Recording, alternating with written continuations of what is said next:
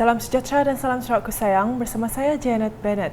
Tumpuan berita, selepas 2 tahun tidak dapat meraihkan sambutan Hari Raya Aidilfitri susulan penularan pandemik COVID-19, Tuan Yang Terutama TYT yang di-Pertuan Negeri Sarawak Tun Pehin Sri Abdul Taib Mahmud serta isteri Tuan Puan Datuk Patinggi Ragat Kurti Taib mengadakan majlis rumah terbuka Hari Raya Aidilfitri di Borneo Convention Centre Kuching BCCK pada Isnin.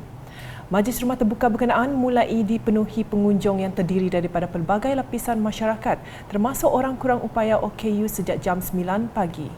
TYT dan isteri turut menerima kunjungan daripada pemimpin-pemimpin negeri termasuk Premier Sarawak Datuk Patinggi Tan Sri Dr. Abang Abdul Rahman Zuhari Tun Datuk Abang Openg serta isteri Puan Sri Datuk Amah Jumaani Tun Tuanku Bujang.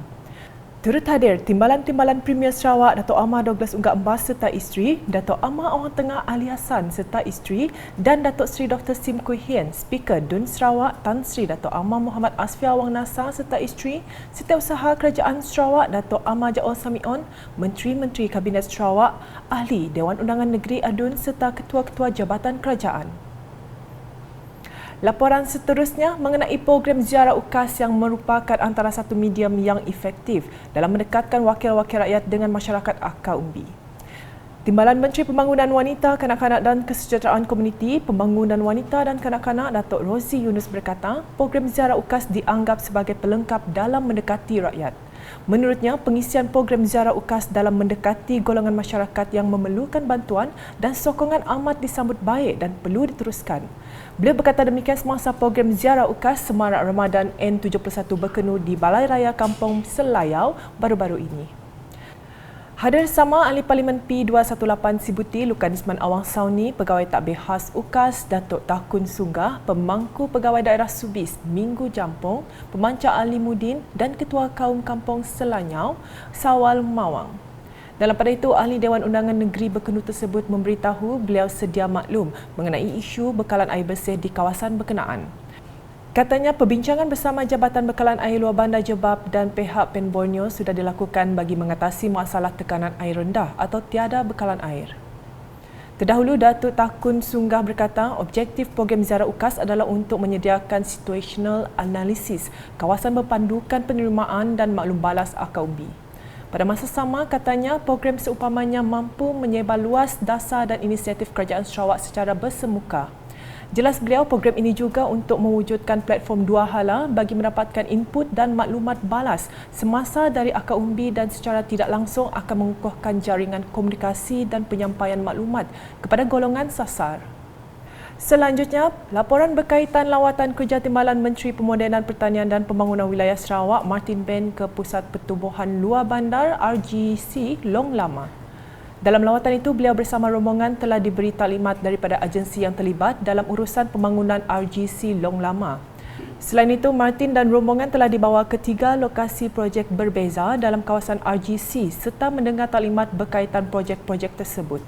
Sehubungan itu, beliau menyarankan agar urusan pembangunan RGC Long Lama ini dapat dilaksanakan dengan baik serta teratur mengikut perancangan yang sebetulnya. Setakat ini terdapat 3 agensi kerajaan yang beroperasi dalam kawasan RGC Long Lama iaitu Pejabat Daerah Telangusan, Klinik Kesihatan Long Lama dan Majlis Daerah Marudi. Dalam pada itu, Timbalan Menteri di Jabatan Premier Sarawak Integriti dan Ombudsman merangkap Ahli Dewan Undangan Negeri Jemoreng Datuk Juanda Jaya meneruskan tradisi mengagihkan daging lembu sempena Hari Raya Aidilfitri. Dalam pada ini, sekitar 5,000 ketua isi rumah di Dun Jemoreng menerima sumbangan daging lembu untuk program Sumbangan Kasih Syawal 2022 yang diadakan di Majlis Daerah Matu pada Ahad. Seperti sebelum ini, sumbangan turut diagihkan kepada masyarakat berbilang kaum selain Muslim. Antara lain objektif utama program adalah membantu meringankan beban masyarakat dan memeriahkan lagi Aidilfitri untuk tahun ini. Berita seterusnya mengenai pembangunan infrastruktur seperti kemudahan asas menjadi faktor utama dalam membangunkan kawasan Dewan Undangan Negeri Dun Tamin untuk tempoh 5 tahun ini. Ahli Dewan Undangan Negeri Tamin, Christopher Girasamba berkata, ini termasuklah menyediakan bekalan air bersih apabila Kementerian Pembangunan Luar Bandar telah memperuntukkan dana yang besar bagi menaik taraf loji bekalan air bersih. Itu target nomor 1, kita yang mesti bersih, air bersih, air terawat. Artinya kita yang mesti ngagak nama atau nambah ke loji perampasan air kita di Selangor. Kami kita mengeluarkan itu isi air, kita itu gantung air bukit bergantung. sampai ke Arif ke. Nya tukar semua satu tukar kerja pada. Jadi perintah Malaysia, perintah Menteri Kemajuan Pembangunan udah memenangkan peruntukan 190 juta ringgit. Kena agak nomor 1 naik taraf uji. Lepas uji itu mesti naik taraf. Lepas dia tahu nak cukup. Dia tahu sebenarnya 7 million liter per day. Artinya air penguat air itu menginjil air napis air. Jadi permintaan kita 14 mililiter juta.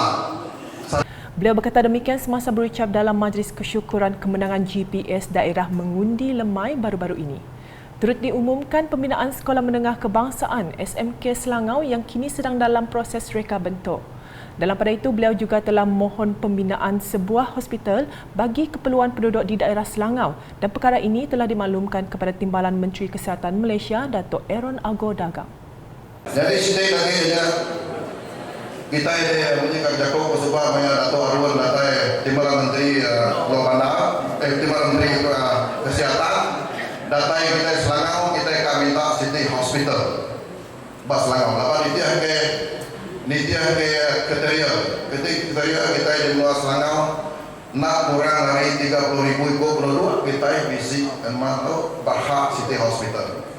Beliau dalam pada itu berharap untuk tempoh 5 tahun ini dapat ditubuhkan sebuah agensi pembangunan bagi membangunkan daerah Selangau seperti Regional Corridor Development UDA, Highland Development Agency HDA, Sri Aman Development Agency SADA.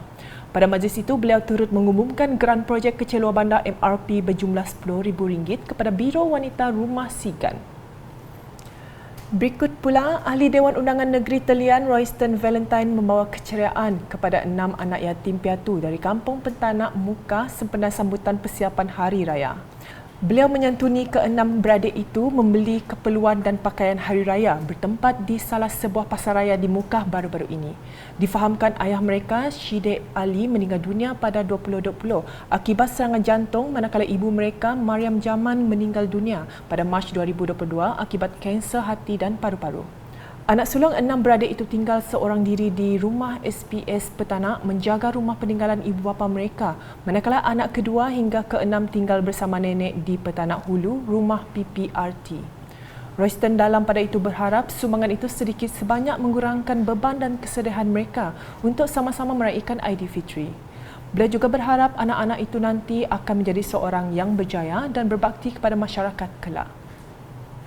Seterusnya mengenai nasihat Jabatan Bomba dan Penyelamat Malaysia JBPM kepada masyarakat agar mengelakkan sikap 3L iaitu lupa, lalai dan leka terutamanya pada musim perayaan. Pengarah JBPM Sarawak Datuk Khairuddin Rahman berkata ia merupakan langkah awal sebagai usaha mengelak perkara tidak diingini berlaku seperti kebakaran dan sebagainya.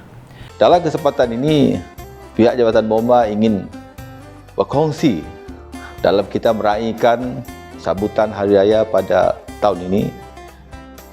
Elemen ataupun sindrom 3L, lupa, lalai dan leka perlulah kita elakkan. Kita tidak mahu dalam kita meraihkan Hari Raya dengan sebegitu meriah diakhiri atau dicemari oleh pertama kali kesedihan oleh kerana berlakunya bencana kebakaran yang memusnahkan harta benda dan juga nyawa, kehilangan orang yang kita sayang. Dalam advokasi ini ingin saya ingatkan kepada masyarakat dalam kita meraihkan, pastikan penggunaan peralatan elektrik hendaklah mengikut lunas-lunasnya, pertama kali kegunaannya lah. Faham kegunaannya, bila perlu diguna dan perlu adanya pengawasan. Beliau berkata demikian semasa berucap menerusi video ringkas berhubung keselamatan dan pencegahan kebakaran semasa musim perayaan. Dalam masa yang sama, beliau juga menasihati orang ramai agar melengkapi rumah masing-masing dengan sekurang-kurangnya satu alat pemadam api mudah alih. Tegasnya pihaknya sentiasa dalam keadaan bersiap sedia untuk sebarang kemungkinan, khususnya perkara tidak diingini berlaku seperti kebakaran. Jadikan raya tahun ini raya yang penuh nikmat, di mana kita pernah bersyukur kita dilindungi daripada Allah SWT daripada segala tragedi. Jadikan raya tahun ini raya terhebat yang pernah kita alami. Dan pastikan pematuhan kepada SOP 3C, 3W dan juga 3L. Pastikan 3P dipatuhi.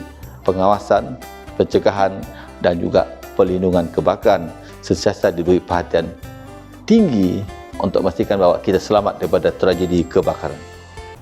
Sekian edisi malam bersama saya Janet Bennett. Berita lebih lanjut boleh didapati di semua platform media sosial UKAS termasuk portal ukas.sarawak.gov.my dan UKAS Channel di YouTube. Kami dari Bilik Berita UKAS ingin mengucapkan Selamat Hari Raya Aidilfitri kepada semua yang menyambutnya. Salam UKAS.